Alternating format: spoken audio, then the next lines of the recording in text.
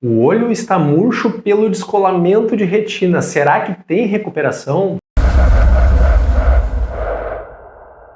Tudo bom, pessoal? Aqui quem fala é Mário Bula, médico oftalmologista cirurgião de retina. Se você acompanha o nosso trabalho há mais tempo, vai estranhar muito este cenário que eu estou hoje, mas realmente nós estamos vivendo esta catástrofe que é a enchente aqui no Rio Grande do Sul.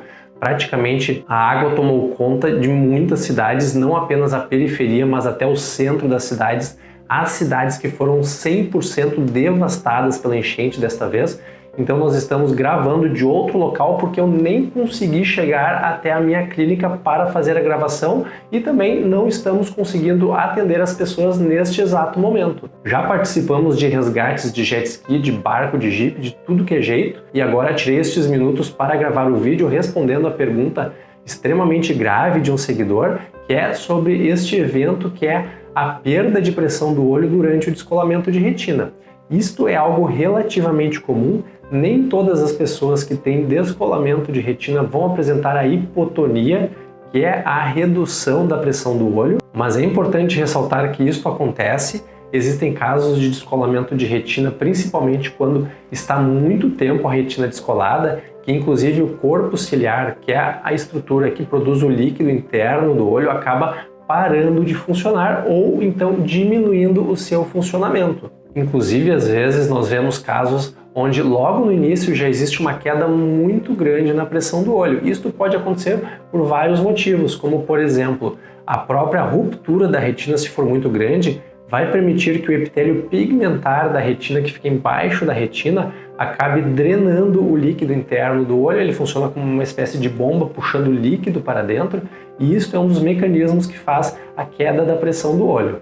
Às vezes, alguns pacientes podem apresentar também algum quadro inflamatório, situações de uveíte, situações mais graves, onde já desde o início existe uma queda muito grande da pressão, e os casos, então, onde a queda da pressão vai se dar ao longo do tempo.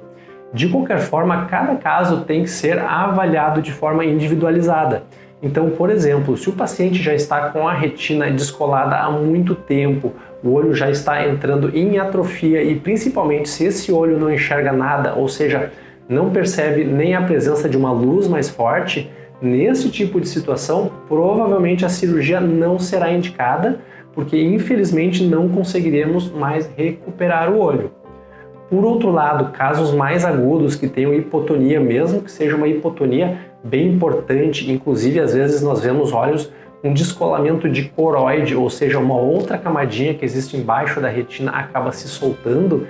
Neste tipo de situação aguda, independente da pressão, geralmente a cirurgia vai estar indicada e nós observamos que a longo prazo a produção do líquido interno do olho volta ao normal. E geralmente nestas situações mais extremas nós optamos pela colocação do óleo de silicone dentro do olho, porque o próprio óleo de silicone dá uma sustentação, mantém a pressão intraocular. E se tudo correr bem, é claro, depois de um tempo este óleo é retirado e em várias situações ainda é possível uma recuperação bem adequada da visão.